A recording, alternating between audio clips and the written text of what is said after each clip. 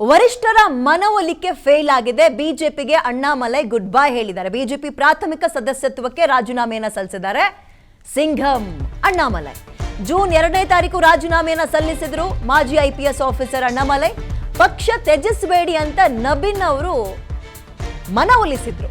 ನಬೀನ್ ಮತ್ತೆ BL ಸಂತೋಷ ಸೇರಿದಂತೆ ನಾಯಕರುಗಳು ಸ್ವಲ್ಪ ತಾಳ್ಮೆ ಇರಲಿ, ಕಾಯಿರಿ ಅಂತ ಹೇಳಿದ್ರು. ಬಟ್ ಯಾವುದಕ್ಕೂ ಕೇರ್ ಮಾಡಿಲ್ಲ ಅವರು. ಬಿಜೆಪಿಗೆ 5 ಪುಟಗಳ ರಾಜೀನಾಮೆಯನ್ನು ಸಲ್ಲಿಸಿದ್ದಾರೆ ಅಣ್ಣಾಮಲೈ. ಪಕ್ಷ ಬಿಡದಂತೆ ವರಿಷ್ಠರು ಮನವೊಲಿಸಿದ್ರು ಕೂಡ ಅಣ್ಣಾಮಲೈ ಮನಸ್ಸು ಕರಗಿಲ್ಲ. ಹಾಗಾದರೆ ಆಗಿರುವ ಘಾಸಿ ಯಾವ ಪ್ರಮಾಣದ್ದು? ಸಮಯ, ಪ್ರಯತ್ನ ಎಲ್ಲವೂ ಕೂಡ ಹೊಳೆಯಲ್ಲಿ ಹುಣಿಸೆ ಹಣ್ಣು ಕಲಿಸಿದಂಗಾಯ್ತು ಅನ್ನುವ ಮನಸ್ಥಿತಿಗೆ ಬಂದ್ಬಿಟ್ರ ಬಿಜೆಪಿಗೆ ಹಾಕಿದಂತಹ ಶ್ರಮ.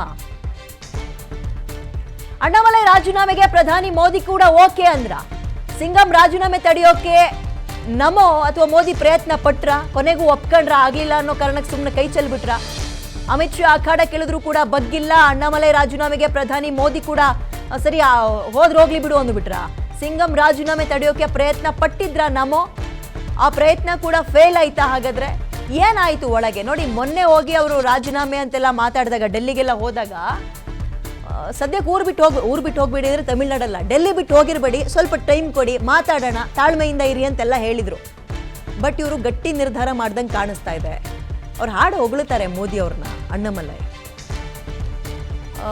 ಈಗ ಮುಂದಕ್ಕೆ ಹೆಂಗೆ? ಯಾರಿಗೆ ಲಾಸ್ ಇದು? ಅಣ್ಣಾಮಲೈ ಬಿಜೆಪಿಯನ್ನ ಬಿಟ್ಟಿದ್ದು ಯಾರಿಗೆ ಲಾಸು? ಚರ್ಚೆ ಮಾಡಬೇಕು. ಅಣ್ಣಾಮಲೈಗ ಅಥವಾ ಅದರ 100ರಷ್ಟು ಪಟ್ಟು ಬಿಜೆಪಿ, ತಮಿಳ್ನಾಡು ಬಿಜೆಪಿಗ? ಇವತ್ತು ಅಣ್ಣಾಮಲೈ ಬರ್ತ್ಡೇ ಬೇರೆ.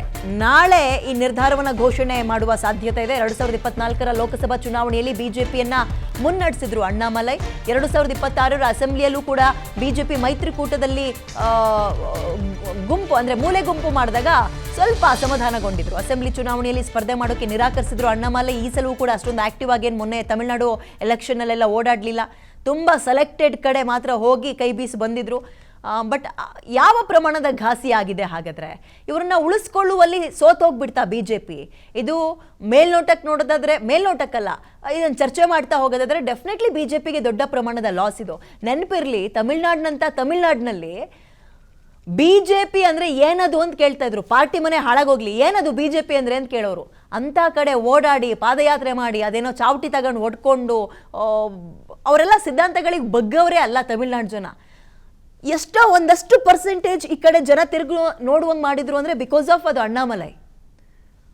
ಬಟ್ ಅಂಥವ್ರಿಗೆ ನಂಬಿಸಿ ಕತ್ಕುಯ್ಯೋ ಕೆಲಸವನ್ನು ಮಾಡಿಬಿಡ್ತಾ ಬಿಜೆಪಿ. ಹೇಳ್ದಂಗೆ ನಡೆಸ್ಕೊಳ್ಳಿಲ್ವಾ? ಸುಮ್ಮನೆ ಮೇಲ್ನೋಟಕ್ಕೆ ತೇಪೆ ಹಚ್ಚಕ್ಕೆ ಇರ್ರಿ ಬಿಟ್ಟು, ಈಗ ಸಾಮಾನ್ಯ ಆಫೀಸ್ಗಳಲ್ಲಿ ರಿಸೈನ್ ಮಾಡ್ತೀವಿ ಅಂದರೆ ಬೇಡ ಇರ್ರಿ, 1-2 ದಿನ ಟೈಮ್ ತಗೊಳ್ರಿ, ಆಮೇಲೆ ಯೋಚನೆ ಮಾಡಿರಂತೆ ಇರ್ರಿ ಅಂತ ಸುಮ್ಮನೆ ಸಮಾಧಾನ ಮಾಡ್ತಾರಲ್ಲ, ಆ ಥರ ಆಗಿದ್ದ ಇಲ್ಲಿ? ಅಥವಾ ನಿಜಕ್ಕೂ ಅವ್ರನ್ನ ಕೂರಿಸ್ಕೊಂಡು ಮುಂದಕ್ಕೆ ಹೀಗಿದೆ ಭವಿಷ್ಯ, ನಾವು ಈ ರೀತಿಯಾಗಿ ಯೋಚನೆ ಮಾಡಿದ್ದೀವಿ, ಈ ರೀತಿಯಾಗಿ ಅವ್ರ ಗಮನಕ್ಕೆ ತರುವ ಕೆಲಸವನ್ನ ಮಾಡಿದ್ರ? ಮನವೊಲಿಸುವ ಪ್ರಯತ್ನಗಳಾಯ್ತಾ? ಅನ್ಯಾಯವಾಗಿ ಅಧಿಕಾರಿಯ ಕನಸನ್ನ ನುಂಗ್ ಹಾಕಿದ್ರು, ರಾಜಕೀಯ ಕನಸು ಚಿಗುರೊಡಿಯೋಂಗ್ ಮಾಡಿದ್ರು, ಮೊಳಕೆಯಲ್ಲೇ ಚಿವುಟ್ ಹಾಕಿದ್ರು.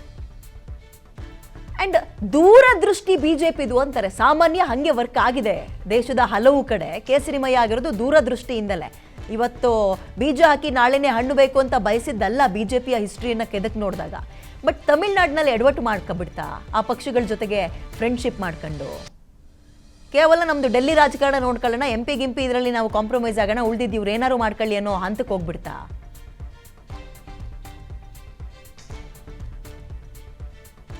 ಓಕೆ, ಇದ್ರ ಬಗ್ಗೆ ಮತ್ತಷ್ಟು ಮಾಹಿತಿಯನ್ನು ನನ್ನ ಕಲೀಗ ಶಿವಶಂಕರ್ ನೀಡ್ತಾರೆ. ಶಿವು, ಮನವೊಲಿಸುವಲ್ಲಿ ಫೇಲ್ ಆಯಿತು ಅಂತ ಹೇಳೋದಾ, ಅಥವಾ ಒಂದ್ ರೀತಿ ನಾಮಕಾವಸ್ಥೆಗೆ ಮನವೊಲಿಕೆ ಮಾಡಿದ್ದಾರೆ ಹೈಕಮಾಂಡ್ ಅಂತ ಅನ್ನೋದಾ? ಅಂಡ್ ಇವರ ಈ ರಿಸೈನ್ ಅಣ್ಣಾಮಲೈಗೆ ಯಾವ ಪ್ರಮಾಣದ ಪರಿಣಾಮ ಬೀರುತ್ತೆ? ಬಿಜೆಪಿಗೆ ಯಾವ ಪ್ರಮಾಣದ ನಷ್ಟ ಉಂಟಾಗುತ್ತೆ ತಮಿಳುನಾಡಿನಲ್ಲಿ? ಎಕ್ಸ್ಪ್ಲೇನ್ ಮಾಡೋದಾದ್ರೆ ಶಿವು. ವಿದ್ಯಾ, ಅಣ್ಣಾಮಲೈ ಅವರನ್ನ ಪಕ್ಷದಲ್ಲಿ ಉಳಿಸಿಕೊಳ್ಳುವ ಪ್ರಯತ್ನವನ್ನ ಒಂದು ಕಡೆ ಬಿಜೆಪಿ ಮಾಡ್ತಾ ಇದೆ. ಆದರೆ ಅದು ಸಾಕಷ್ಟು ಸಮಯ ಇತ್ತು ಅಣ್ಣಾಮಲೈ ಅವರಿಗೆ, ಬಿಜೆಪಿಗೆ ಸಾಕಷ್ಟು ಸಮಯ ಇತ್ತು ಅಣ್ಣಾಮಲೈ ಅವರನ್ನ ಮನವೊಲಿಸಲಿಕ್ಕೆ. ಯಾಕೆಂದರೆ ಸಾಕಷ್ಟು ಸುಮಾರು 4ರಿಂದ 5 ವರ್ಷಗಳ ಕಾಲ ಅವರು ಅನುಭವಿಸಿರ್ತಕ್ಕಂತಹ ಆ ಒಂದು ಸಂಕಟ ಇದೆಯಲ್ಲ, ಅದಕ್ಕೆ ಯಾವಾಗಲೂ ನ್ಯಾಯವನ್ನು ಕೊಡಿಸಬಹುದಾಗಿತ್ತು. ಆದರೆ ತುಂಬ ತಡ ಮಾಡಿದೆ ಬಿಜೆಪಿ ಹೈಕಮಾಂಡ್ ಅನ್ನುವುದರಲ್ಲಿ ಯಾವುದೇ ರೀತಿಯಾದಂತಹ ಅನುಮಾನ ಇಲ್ಲ. ಈಗ ಅಣ್ಣಾಮಲೈ ಅವರಿಗೆ ಬಿಜೆಪಿ ಅನಿವಾರ್ಯ ಅಲ್ಲ ಅನ್ನುವಂಥದ್ದು ಬಹಳ ಕ್ಲಿಯರ್ ಆಗಿ ಸಾಬೀತಾಗಿದೆ. ಆದರೆ ಬಿಜೆಪಿಗೆ ಅಣ್ಣಾಮಲೈ ಅವರು ಅನಿವಾರ್ಯ ಅನ್ನೋದು ಈಗ ಅವರನ್ನ ಮನವೊಲಿಸ್ತಾ ಇರ್ತಕ್ಕಂಥ ಪರಿಯನ್ನ ಗಮನಿಸ್ತಾ ಇದ್ರೆ ನಾವು ಈ ಸಂದರ್ಭಕ್ಕೆ ಆ ರೀತಿಯಾಗಿ ಅನ್ಕೊಳ್ಬಹುದು ಅಂತ ಅನ್ನಿಸ್ತಾ ಇದೆ. ಯಾಕೆಂದ್ರೆ ಅಣ್ಣಾಮಲೈ ಅವರಂತೂ ಬಹಳ ದೃಢವಾಗಿ ಒಂದು ನಿರ್ಧಾರವನ್ನು ತೆಗೆದುಕೊಂಡೇ ಡೆಲ್ಲಿಗೆ ಹೋಗಿದ್ದಾರೆ, ತಮ್ಮ ರೆಸಿಗ್ನೇಷನ್ ಅನ್ನ ಕೊಟ್ಟಿದ್ದಾರೆ. ಆದರೆ ಈಗ ಅಣ್ಣಾಮಲೈ ಅವರನ್ನ ಮನವೊಲಿಸುವಲ್ಲಿ ಬಿಜೆಪಿ ಹೈಕಮಾಂಡ್ ಎಷ್ಟು ಮಟ್ಟಿಗೆ ಸಕ್ಸಸ್ ಆಗುತ್ತೆ ಅನ್ನುವುದು ಈಗಿರ್ತಕ್ಕಂಥ ದೊಡ್ಡ ಪ್ರಶ್ನೆ.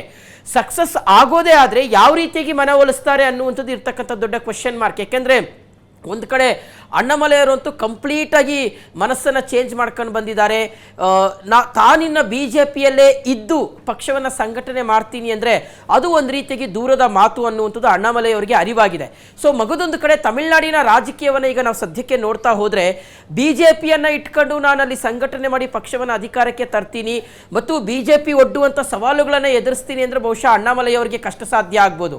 ಸೊ ಹೀಗಾಗಿಯೇ ಈಗ ತಮಿಳುನಾಡಿನ ಮತದಾರರ ಮನಸ್ಥಿತಿ ಯಾವ ರೀತಿಯಾಗಿದೆ, ಎಂಗೈನ್ ಎನರ್ಜೆಟಿಕ್ ಯಂಗ್ ವಾಯ್ಸ್ಗೋಸ್ಕರ ಅವರು ಪರಿತಪಿಸ್ತಾ ಇದ್ದಾರೆ.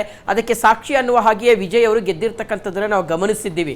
ಸೊ ಹಾಗಾದ್ರೆ ವಿಜಯ್ ಅವರಿಗೆ ಇನ್ನೊಂದು ಆಪ್ಷನ್, ವಿಜಯನ ಬಿಟ್ಟರೆ ನೆಕ್ಸ್ಟ್ ಆಪ್ಷನ್ ಯಾರಾಗಿರ್ಬೇಕು ತಮಿಳುನಾಡಿನಲ್ಲಿ ಅಂದ್ರೆ ಅದು ತಾನಾಗಿರ್ಬೇಕು ಅನ್ನುವ ಒಂದು ಲೆಕ್ಕಾಚಾರಕ್ಕೆ ಅಣ್ಣಾಮಲೈ ಅವರು ಬಂದಿರೋ ಹಾಗೆ ಕಾಣಿಸ್ತಾ ಇದೆ. ಸೊ ಹಾಗಾಗಿಯೇ ಅಣ್ಣಾಮಲೈ ಅವರು ತಾನು ಬಿಜೆಪಿಯಲ್ಲೇ ಇದ್ರೆ ಇದು ಸಾಧ್ಯ ಆಗೋದಿಲ್ಲ. ವೇರಿನ್ ತಾನು ಸ್ವತಂತ್ರವಾಗಿ ಒಂದು ಪಕ್ಷವನ್ನ ಸಂಘಟನೆ ಮಾಡಿದ ಒಂದು ಪಕ್ಷವನ್ನ ಕಟ್ಟಿದ್ರೆ ಆ ಪಕ್ಷ ಜಾತ್ಯತೀತ ಧೋರಣೆಯಿಂದ ಇರಬೇಕು ಅನ್ನುವಂಥದ್ದು. ಜಾತ್ಯತೀತ ಆದ ತಕ್ಷಣ ಒಂದು ತಪ್ಪು ಪರಿಕಲ್ಪನೆ ಇದೆ ವಿದ್ಯಾ. ಬರೀ ಒಂದು ಸಮುದಾಯವನ್ನು ಓಲೈಕೆ ಮಾಡೋದು ಅಥವಾ ಒಂದು ಸಮುದಾಯಕ್ಕೆ ತುಷ್ಟೀಕರಣ ಮಾಡುವಂತಹ ರೀತಿಯಲ್ಲಿ ಅಲ್ಲದೆ ಕಂಪ್ಲೀಟ್ ಆಗಿ ಆ ಜಾತ್ಯತೀತ ಅನ್ನುವ ಆ ಪದಕ್ಕೆ ನಿಜವಾಗಿರ್ತಕ್ಕಂಥ ಒಂದು ಅರ್ಥವನ್ನು ಕೊಡೋದರ ಮೂಲಕ ಒಂದು ಪಕ್ಷವನ್ನ ಸಂಘಟನೆ ಮಾಡಿದ್ರೆ ವಿಜಯ್ ಅವರಿಗೆ ಇನ್ನೊಂದು ಆಪ್ಷನ್ ತಾನು ಆಗಬಲ್ಲೆ ಅನ್ನುವ ರೀತಿಯಂತ ಆಲೋಚನೆಯಲ್ಲಿ ಇದ್ದಿರೋ ಹಾಗೆ ಕಾಣಿಸ್ತಾ ಇದೆ. ನೋಡ್ಬೇಕಾಗುತ್ತೆ ಈ ನಿಟ್ಟಿನಲ್ಲಿ ಯಾವ ರೀತಿಯಾಗಿ ಬಿಜೆಪಿ ಹೈಕಮಾಂಡ್ ಸಕ್ಸಸ್ ಆಗುತ್ತೆ ಅಂತ ವಿದ್ಯಾ. Thank you.